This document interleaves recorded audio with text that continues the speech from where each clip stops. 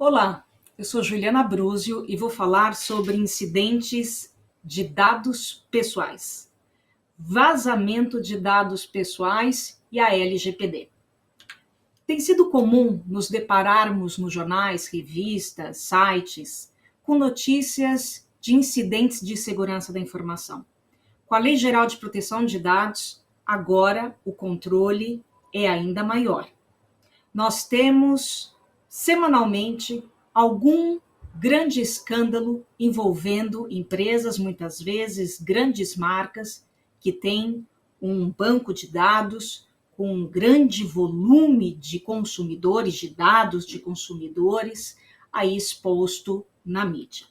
Isso causa grande preocupação, sem dúvida nenhuma. A preocupação não é apenas para o consumidor ou o titular do dado, que tem as suas informações, os seus dados pessoais expostos, mas é também para o outro lado, para as empresas, que na qualidade de controladoras, que é assim que a lei lhe chama, controlador, é aquela pessoa jurídica, ou pode ser também uma pessoa física, que vai tratar os dados pessoais, é responsável pela decisão sobre esses dados pessoais, entenda-se por tratamento de dados pessoais, a coleta, a análise, a transferência, compartilhamento, qualquer ato que seja feito em torno do dado pessoal. Esta empresa, a controladora, ela tem um grande caminho a ser percorrido.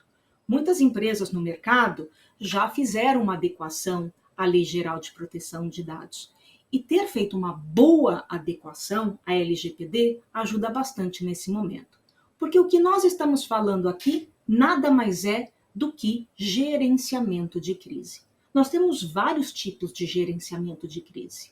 Quando temos uma barragem, por exemplo, né, que ela é rompida e nós temos aí muitas questões envolvidas, até vidas humanas, é um gerenciamento de crise. A empresa precisa lidar com aquilo, com a população local, com as autoridades.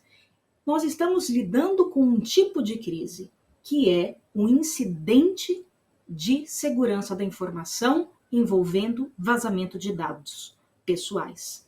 Muitos protocolos, eles são comuns a todos os gerenciamentos de crise. Outros serão específicos dos casos de vazamento de dados pessoais, até porque nós temos uma lei específica e também nós temos uma autoridade específica que está trazendo regramentos para esta área, que é a Autoridade Nacional de Proteção de Dados. Como enfrentar uma crise? Uma resposta eficaz requer, obviamente, planejamento, processos bem estruturados e uma assessoria jurídica eficaz e ágil. E aqui é interessante observar que nós temos duas frentes principais quando estamos falando de gerenciar crise. Queremos conter, tapar o buraco, precisamos agir rapidamente, mas ao mesmo tempo queremos trazer uma solução para que aquilo não volte a ocorrer, ou para também tentar trazer uma remediação aos danos que foram causados. Então, tanto de um lado, na contenção, isso exige toda uma elaboração de processos que precisam ter sido já elaborados e não naquele momento ou a partir daquele momento serem desenhados. Muitas vezes, infelizmente, é no momento da crise, no momento que aconteceu o incidente, que a empresa vai então parar e verificar o que e como devemos fazer. Esse não é de forma alguma um mundo ideal. E do outro lado, a solução, ela envolve tanto mitigar, aplicar medidas para que não ocorra mais o incidente, como também remediar os danos causados pelo incidente que ocorreu.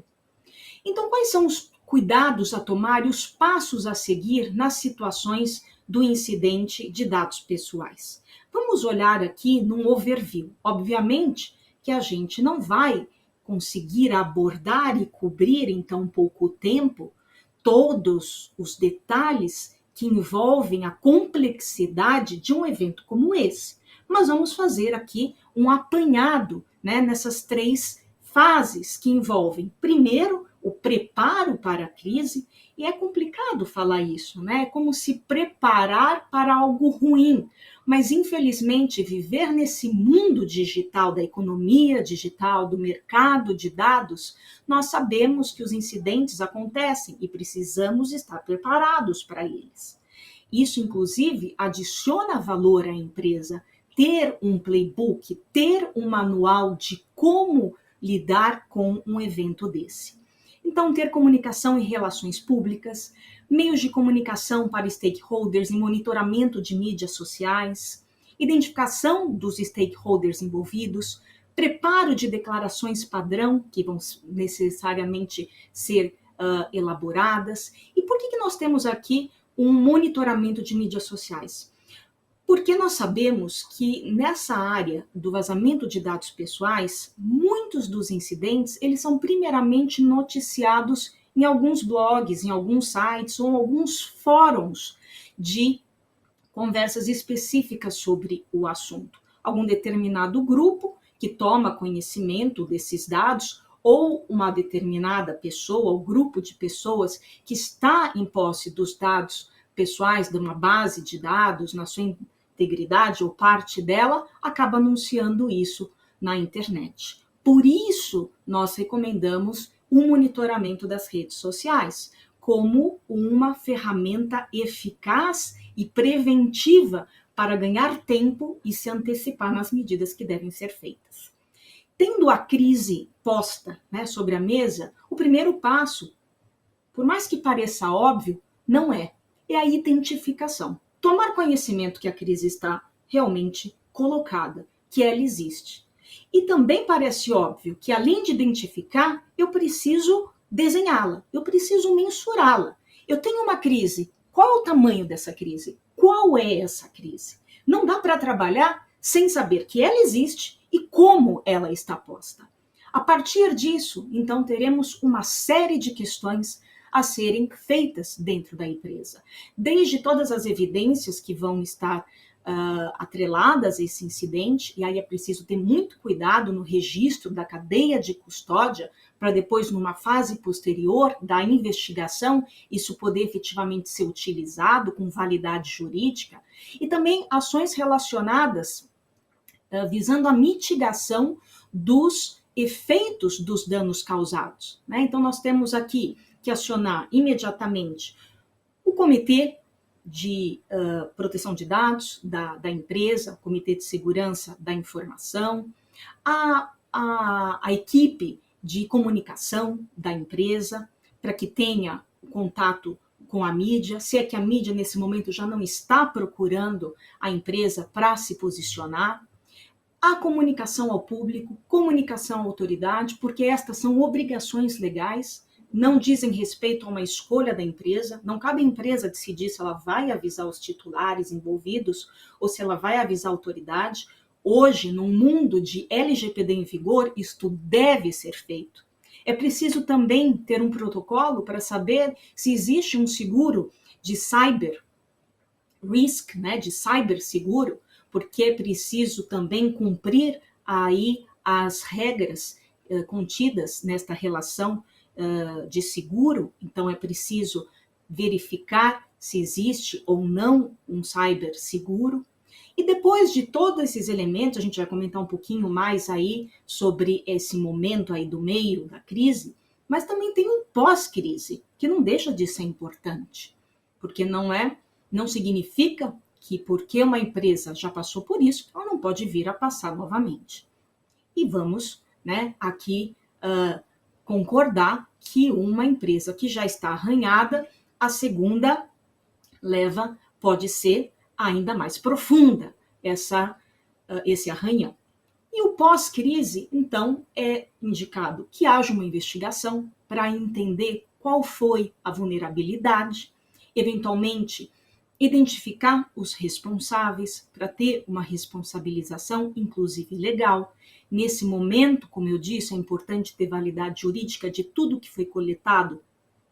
Por isso, se fala na cadeia de custódia, as medidas técnicas corretivas para se aplicar aos portões, né, de salvaguarda que eventualmente não tinham ou estavam inadequadamente postos, a estruturação e implementação ou revisão de programas de respostas de incidentes. A empresa tinha o que funcionou nesse caso, o que não funcionou, o que precisa ser revisto ou não. Nós verificamos aqui nesse incidente que o nosso plano de respostas ele foi adequado, funcionou bem aqui nesse episódio que nós tivemos. No pós-crise é uma oportunidade de rever e fazer essa lição de casa. E verificação da atuação da empresa na crise e eventuais adaptações no processo como um todo.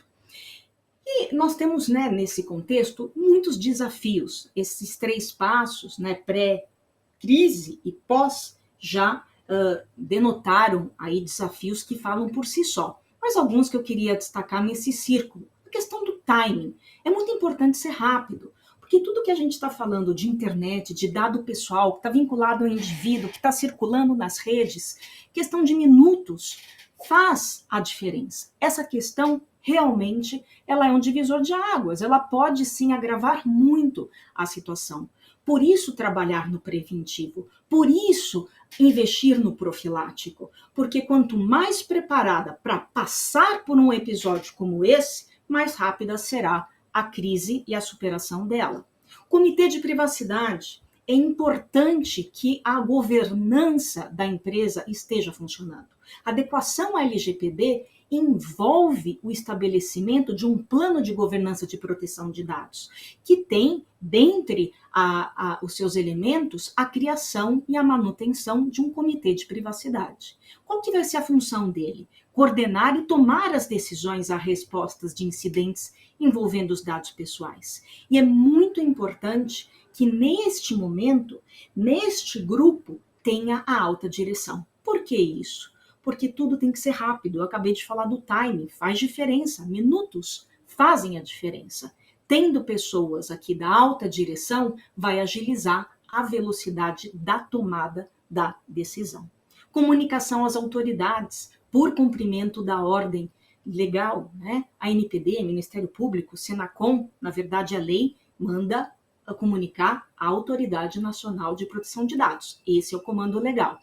Identificação da extensão dos eventuais danos, e discussão sobre atendimento dos titulares envolvidos. Muitas vezes existe aqui uma questão de um setor regulado, então é preciso verificar desdobramentos que vão além da ANPD, que envolvem também outros stakeholders, e construção de critérios de elegibilidade definidos na hora. É preciso ter critério, ter a capacidade de eleger para fazer escolhas num momento de gerenciamento de crise. O que vai ser mais importante? Porque tudo isso em conjunto, o time, a capacidade de eleger esses critérios, de fazer as boas escolhas, todas essas determinações farão a diferença que vão resultar na questão da reputação da marca, que é tão preciosa e tão preocupante. E a atuação nesse universo deve ser multidisciplinar. Não dá para falar que um departamento vai resolver.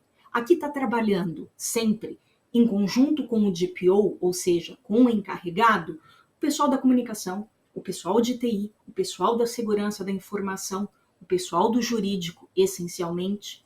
Então, existe a necessidade, o pessoal, alguém da alta direção, de operações, e a depender da característica da empresa, aí adicionando uma função ou outra. Mas o principal é a natureza do trabalho multidisciplinar nesse momento, que na verdade é o resultado de uma programação anterior, numa fase profilática, ou seja, numa fase de prevenção, que na verdade é só execução, é a aplicação de um playbook. O que é um playbook? O que temos que fazer? Nesse momento, vamos lá, passo 1, passo 2, passo 3. Todos esses passos que vão estar sendo feitos no momento da crise foram elaborados, ou deveriam ter sido elaborados, por uma conjunção de multidisciplinariedade. E aqui nós temos que tomar cuidado nesse ambiente, porque no Brasil, que não é um país para amadores, temos o efeito Tylenol, como vemos a figura. O efeito Tylenol é aquilo que acontece no futebol americano, que todo mundo vai em cima da bola. Quando acontece um evento de incidente de segurança, de vazamento de dados pessoais na empresa, ela recebe um ofício do Ministério Público, um ofício da Secretaria Nacional do Consumidor, a Autoridade Nacional de Proteção de Dados, agora desde o ano passado, também está aí. Esse é um efeito dentro da área jurídica que nós chamamos, né? Então, são várias autoridades orbitando e olhando para esse cenário.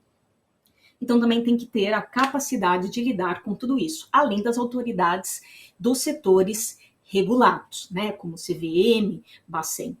E colocando a própria lei, está em letra pequena aqui, mas vocês não precisam conseguir ler o que está escrito, eu falo para vocês, está colocado aqui o artigo 48, que é justamente a parte que fala do prazo. O controlador deverá comunicar à autoridade nacional e ao titular a ocorrência do incidente de segurança que possa acarretar risco ou dano relevante aos titulares.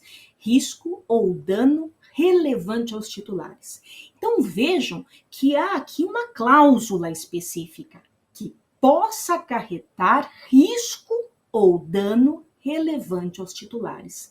Então, há que se ter uma análise do incidente, porque não é qualquer um que vai ter que passar por essa exigência legal. Não é qualquer um que vai ter que ser avisado à autoridade e ao titular, mas somente aqueles que possam acarretar risco ou dano relevante aos titulares. E isso é justamente o jurídico que vai avaliar e vai se posicionar na empresa.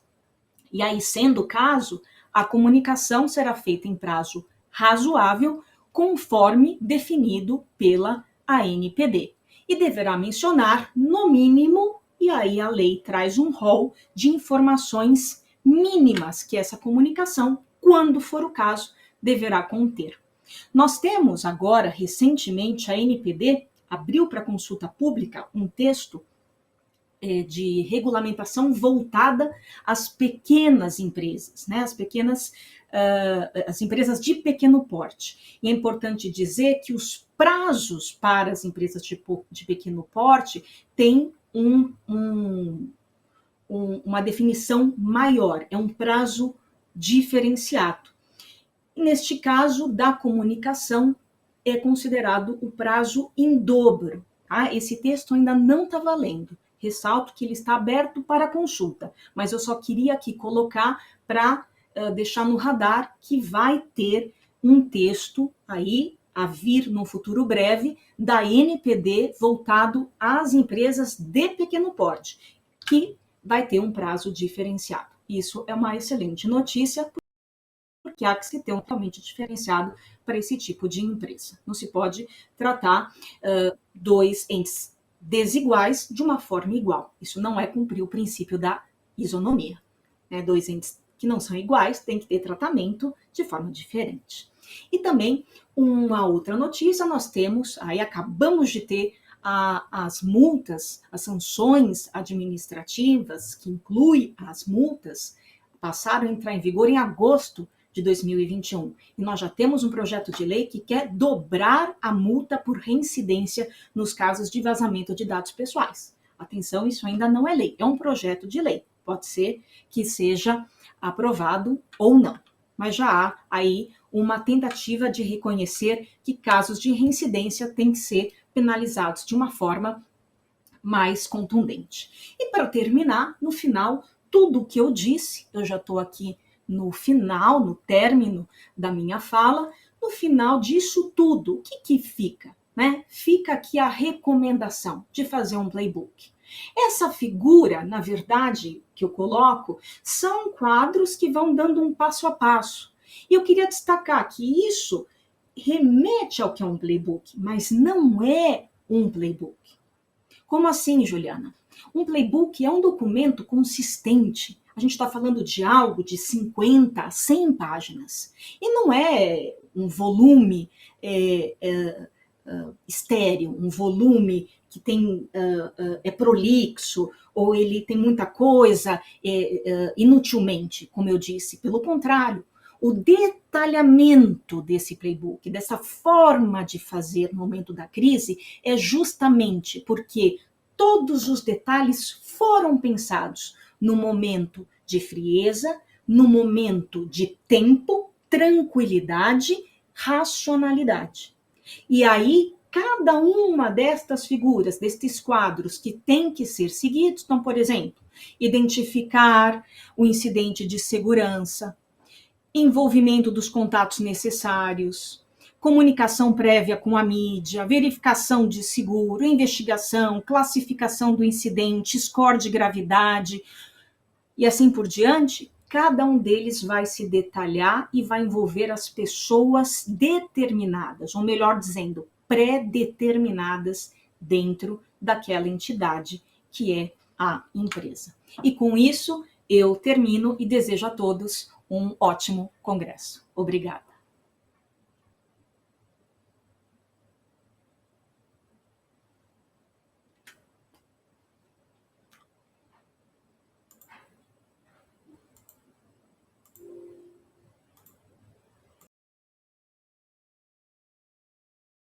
Tá me ouvindo, Juliana?